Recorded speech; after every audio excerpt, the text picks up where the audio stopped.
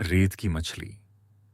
कांता भारती का उपन्यास रेत की मछली मुख्य रूप से तीन पात्रों कुंतल, शोभन और मीनल के आसपास घूमता है। यह केवल प्रेम और विवाह की कहानी नहीं है, बल्कि एक ऐसे वैवाहिक संबंध की कहानी है जिसमें प्रेम धीरे धीरे अधिकार, उपेक्षा, विश्वासघात और मानसिक यातना में बदल जाता है। कहानी की शुरुआत कुंतल और शोभन के संबंध से होती है। कुंतल एक संवेदनशील युवती है और शोभन एक साहित्यिक व्यक्तित्व वाला महत्वाकांक्षी पुरुष है। दोनों के बीच प्रेम पैदा होता है। कुंतल शोभन को केवल प्रेमी के रूप में नहीं देखती, बल्कि उसे अपने जीवन का सबसे महत्वपूर्ण सहारा मान लेती है। शोभन के व्यक्तित्व, उसकी साहित्यिक प्रतिभा और उसके विचारों से कुंतल बहुत प्रभावित होती है। उसके लिए विवाह केवल सामाजिक बंधन नहीं, बल्कि जीवन भर साथ निभाने वाला प्रेम संबंध है। कुंतल का परिवार इस संबंध को लेकर पूरी तरह सहज नहीं था। उसके पिता को शोभन के स्वभाव और भविष्य को लेकर आशंकाएं थीं, लेकिन कुंतल अपने प्रेम पर विश्वास करती है। वह परिवार की आपत्तियों के बावजूद शोभन से विवाह करने का निर्णय लेती है। उसके मन में यह विश्वास होता है कि जिस व्यक्ति के लिए उसने इतना बड़ा निर्णय लिया है, वह भी उसके प्रेम की उसी तरह रक्षा करेगा। विवाह के बाद कुछ समय तक उसका यह विश्वास सही भी लगता है। उसे लगता है कि उसने जीवन का सही साथी चुन लिया है। विवाह के बाद कुंतल और शोभन का जीवन आगे बढ़ता है। उनके बीच घरेलू जीवन की सामान्य खुशियां आती हैं और एक बच्ची भी उनके जीवन में जन्म लेती है। कुंतल अपने पति और परिवार को ही अपना संसार मानने लगती है। वह घर को सजाती है, रिश्ते को संभालती है और शोभन के साहित्यिक जीवन में भी उसका साथ देती है। उसके लिए शोभन की सफलता उसकी अपनी सफलता जैसी है। लेकिन धीरे धीरे शोभन के व्यवहार में परिवर्तन आने लगता है। जिस व्यक्ति के प्रेम पर कुंतल को इतना विश्वास था, उसके भीतर एक अलग ही दुनिया आकार लेने लगती है। इसी समय मीनल उसके जीवन में महत्वपूर्ण रूप से प्रवेश करती है। मीनल का व्यक्तित्व शोभन को आकर्षित करता है। वह उसे कुंतल से बिल्कुल अलग दिखाई देती है, अधिक स्वतंत्र, आधुनिक और रहस्यमयी। शोभन धीरे धीरे मीनल की ओर आकर्षित होने लगता है। यहीं से कुंतल के वैवाहिक जीवन में दरार पड़नी शुरू होती है।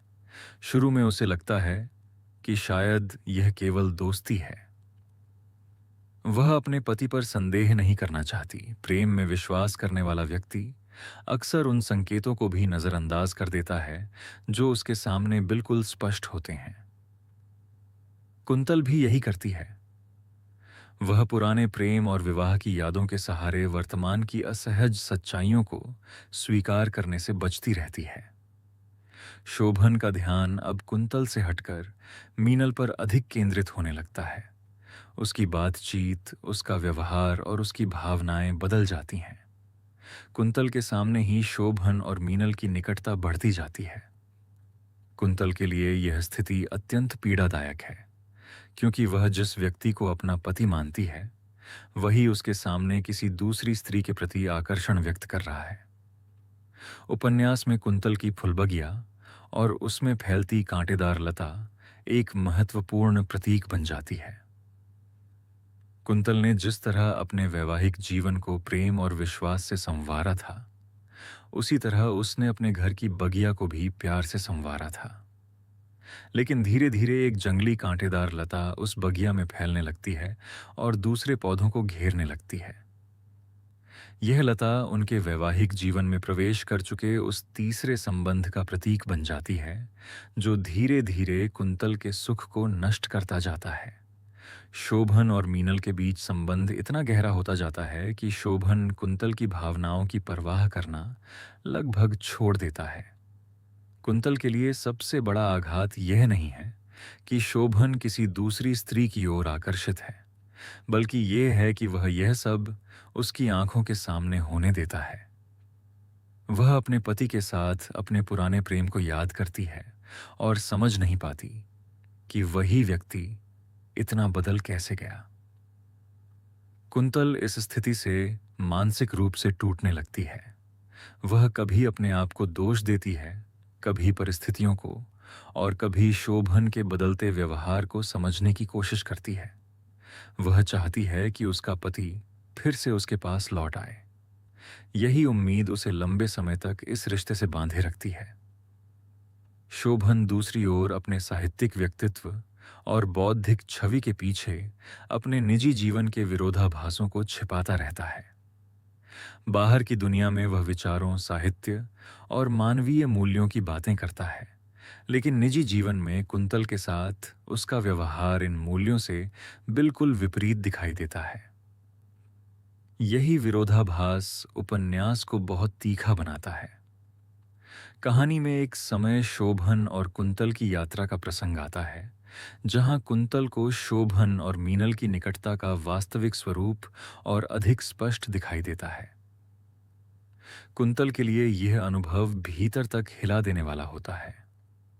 उसे एहसास होने लगता है कि जिस संबंध को वह बचाने की कोशिश कर रही है, उसमें उसका पति स्वयं उसे बचाने के लिए तैयार नहीं है। उपलब्ध कथानक विवरणों में कलकत्ता की यात्रा और वहां मीनल से शोभन की निकटता को महत्वपूर्ण मोड़ बताया गया है। कुंतल के सामने धीरे धीरे यह सच्चाई खुलती जाती है कि शोभन का मीनल के प्रति आकर्षण क्षणिक नहीं है।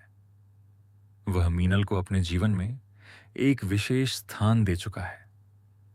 कुंतल के लिए यह स्थिति असहनीय होती जाती है। उसके मन में प्रेम, ईर्ष्या, अपमान, क्रोध और असहायता सभी भाव एक साथ पैदा होते हैं। फिर भी कुंतल तुरंत इस रिश्ते को तोड़ नहीं पाती। यही उसके चरित्र की सबसे बड़ी त्रासदी है। वह उस व्यक्ति को छोड़ना नहीं चाहती जिसे उसने अपने परिवार और अपने भविष्य के विरुद्ध जाकर चुना था। उसे लगता है कि यदि वह हार मान लेती है तो उसकी सारी कुर्बानी व्यर्थ हो जाएगी। इसलिए वह बार बार टूटकर भी उसी रिश्ते को बचाने की कोशिश करती है।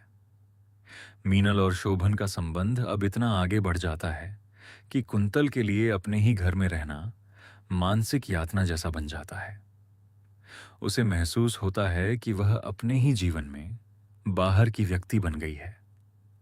जिस घर को उसने अपने प्रेम से बनाया था, उसमें अब उसका स्थान धीरे धीरे समाप्त किया जा रहा है। इस पूरे संघर्ष में बच्ची की उपस्थिति कहानी को और अधिक मार्मिक बना देती है। कुंतल केवल अपने बारे में नहीं सोचती, उसके सामने अपनी बच्ची का भविष्य भी है। वह चाहती है कि उसका परिवार किसी तरह बच जाए। इसी कारण वह बहुत कुछ सहती रहती है, लेकिन शोभन का व्यवहार लगातार कठोर होता जाता है। वह कुंतल को भावनात्मक रूप से कमजोर करने लगता है।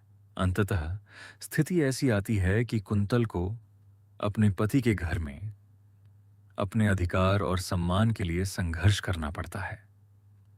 उपलब्ध समीक्षाओं के अनुसार शोभन कुंतल पर चरित्र संबंधी आरोप लगाकर उसे मानसिक रूप से तोड़ने की कोशिश करता है और उससे दस्तावेजों पर हस्ताक्षर करवाता है। कुंतल के लिए यह सबसे बड़ा अन्याय है। जिस स्त्री ने पति के लिए अपना परिवार तक छोड़ दिया, उसी के चरित्र पर सवाल उठाए जाते हैं। उसका प्रेम ही उसके खिलाफ इस्तेमाल किया जाता है। वह समझ जाती है कि अब समस्या केवल मीनल नहीं है। असली समस्या वह व्यवस्था और मानसिकता है जिसमें पुरुष अपने निर्णयों के लिए स्वतंत्र रहता है, लेकिन स्त्री को हर परिस्थिति में दोषी ठहराया जा सकता है। धीरे धीरे कुंतल का जीवन पूरी तरह बदल जाता है। उसका वैवाहिक घर, जिसमें उसने कभी प्रेम और भविष्य के सपने देखे थे, अब उसके लिए असुरक्षित और अपमानजनक जगह बन जाता है। अंततः उसे अपनी दूधमुंही बच्ची के साथ घर छोड़ना पड़ता है। यह घटना केवल एक स्त्री के घर से निकलने की घटना नहीं है। यह उस विश्वास के टूटने का प्रतीक है जिसके आधार पर कुंतल ने अपना पूरा जीवन बनाया था। वह शोभन से प्रेम करती थी, लेकिन शोभन ने उसी प्रेम को उसके विरुद्ध इस्तेमाल कर दिया। उपन्यास का शीर्षक रेत की मछली भी इसी त्रासदी को समझने में मदद करता है। मछली का स्वाभाविक संसार पानी है। जब वह रेत पर आ जाती है तो उसका अस्तित्व संकट में पड़ जाता है। उसी तरह कुंतल भी ऐसे वातावरण में फंस जाती है जहां उसके प्रेम, विश्वास और स्त्री होने की संवेदनशीलता के लिए कोई सुरक्षित जगह नहीं बचती। वह जीवित तो है, लेकिन अपने स्वाभाविक जीवन से अलग कर दी गई है। इस कहानी का सबसे मार्मिक पक्ष यह है कि कुंतल का टूटना अचानक नहीं होता। वह धीरे धीरे टूटती है। पहले उसके प्रेम में दरार आती है, फिर विश्वास कमजोर होता है, फिर आत्मसम्मान पर चोट होती है और अंततः उसे अपना घर छोड़ना पड़ता है।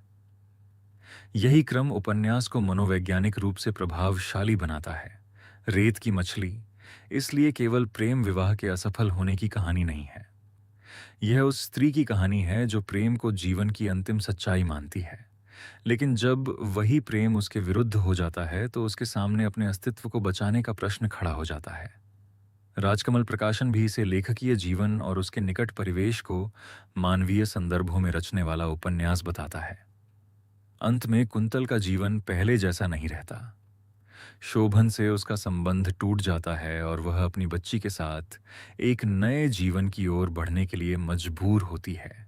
उसके पास अपने पुराने सुखों की स्मृतियां हैं, लेकिन अब वह समझ चुकी है कि केवल स्मृतियों के सहारे जीवन नहीं जिया जा सकता।